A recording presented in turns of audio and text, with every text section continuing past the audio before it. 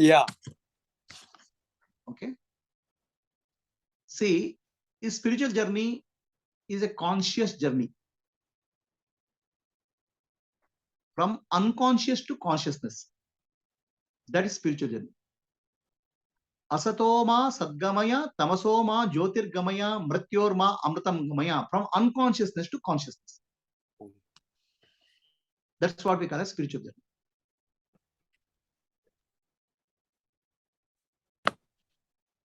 Right? So now, at the animal level and plant stones level, stone is unconscious. The consciousness slightly opens up in plant level, animal level. In human being, starts blooming. Some amount of conscious freedom comes in our life. Right? So the consciousness from the conscious, that consciousness has to grow. The total aspect of our personality has to become evident to us. So now, can the journey be speeded up? A progress can happen. A person has to move from tamoguna to rajoguna to sattoguna. Okay. A tamoguna is laziness. Naturally, he will get drawn to, finally, from laziness, he will move into rajoguna. I want to do this, I want to do this business and all. So rajoguna to sattoguna, movement will happen when you start doing a charitable act. Initially, you do charitable act only for benefit. If I do this, something good will happen to my family, like that. Or service. So nishkama karma is from rajoguna to sattoguna. At sattoguna level, people will be happy doing bhajans, prayers. Long time they'll spend in there only. Pujas, rituals, many lifetimes possibly. Because it gives them joy. Finally, they recognize that something higher is required. To wake up from sattoguna, it takes time. So then, if there is a grace, the desire for mumukshatva will open in them.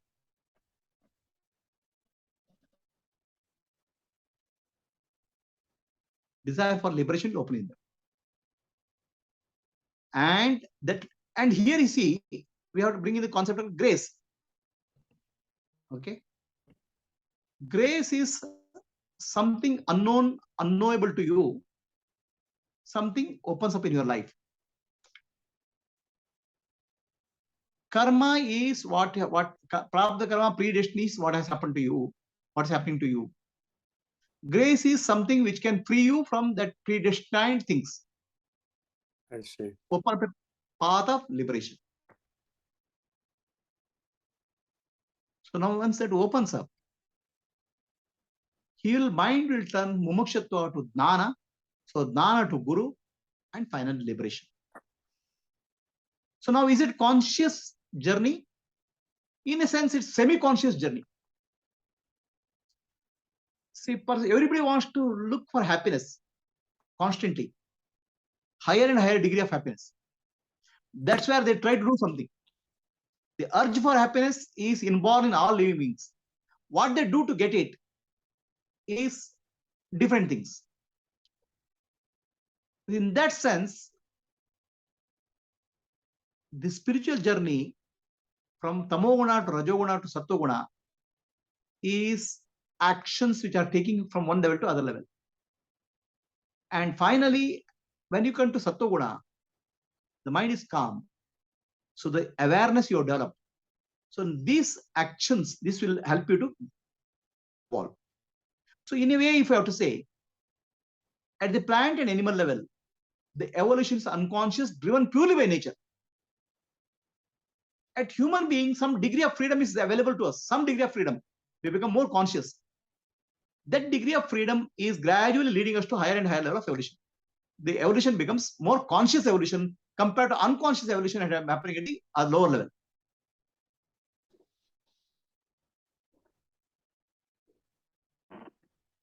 Any questions?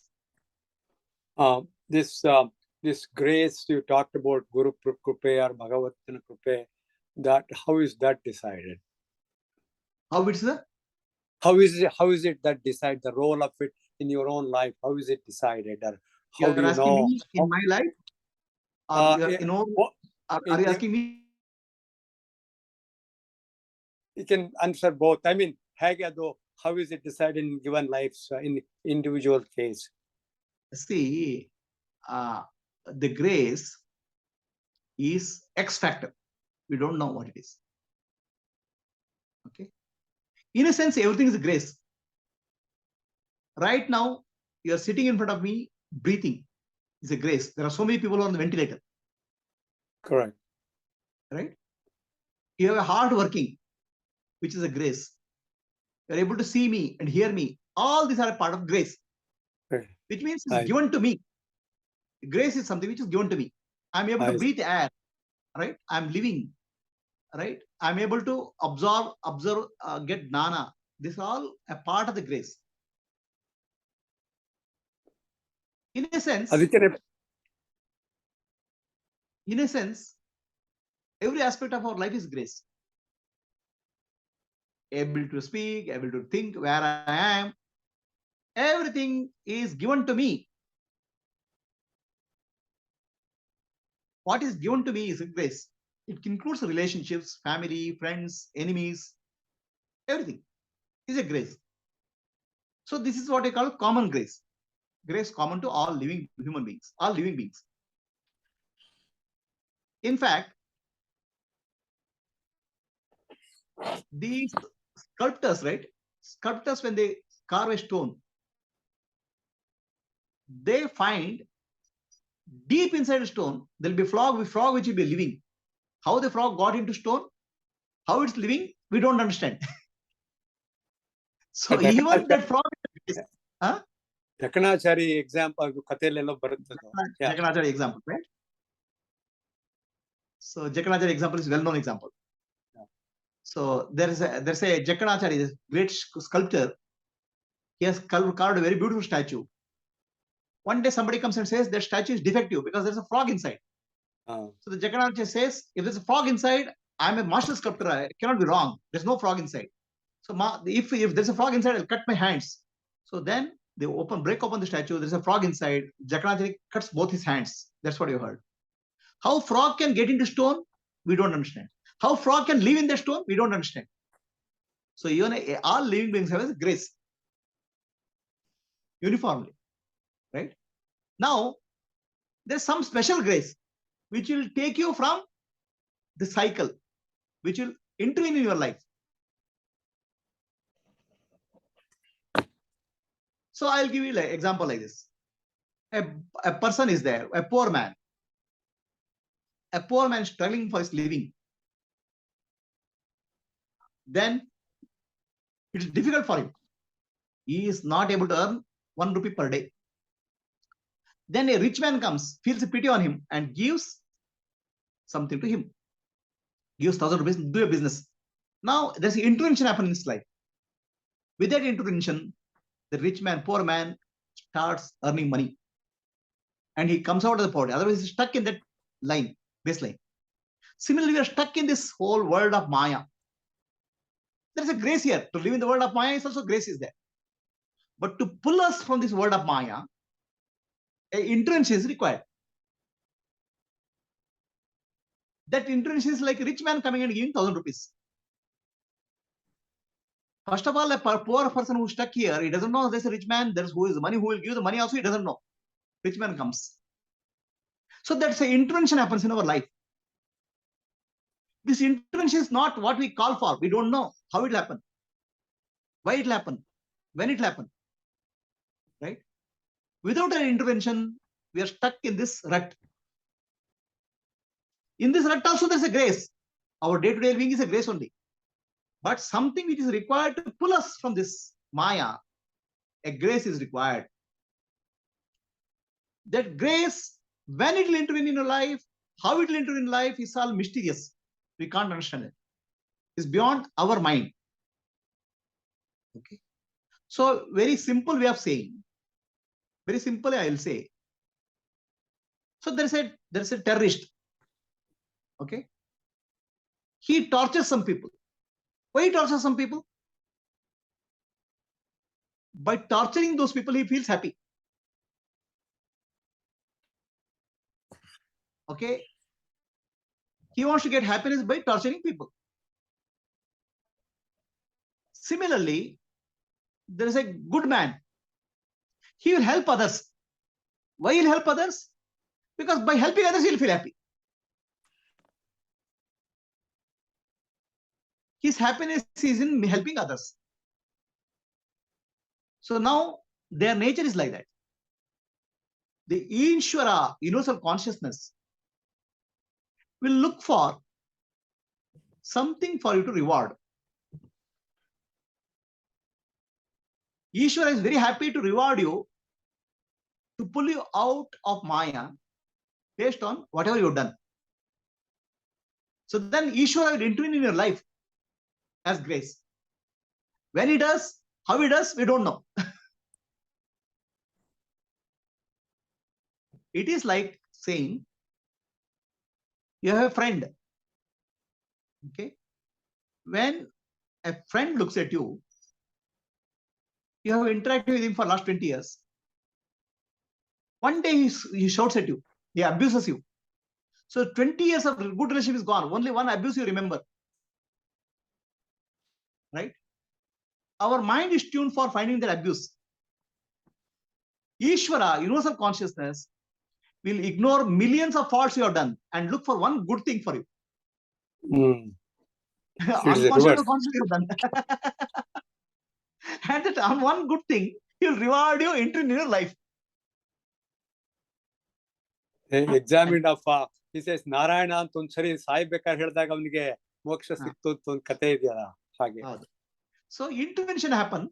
You have done some unconscious, some good thing. Okay, it's not that you have done a great thing, but Ishvara says, okay, you have done a good thing. Let me help you intervene in your life. That's called grace. So the intervention comes in many ways. Okay, it is not necessarily good thing.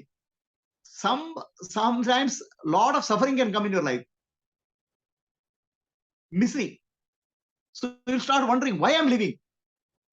Is there some way out of this? Okay, grace doesn't mean always comfortable thing. Grace can be uncomfortable thing also. So there's a story in Bhagavatam which says, if there's a God, if God's grace is there on some person, okay, God's grace is there on some person, he will lose everything in life. His relationship will go, his money will go. So then he'll understand life, bare life, he'll understand. So grace doesn't mean a comfort, not necessarily comfort, but depending on what is required for you, will come. Yes. Understand? Don't be understand comfort is only grace. Uncomfort is also grace. But something will open you. Okay. So then a grace may come in the form of a friend who comes and says, oh, there's a spiritual teaching here, let's get go. But that will come at a time when you are looking for something.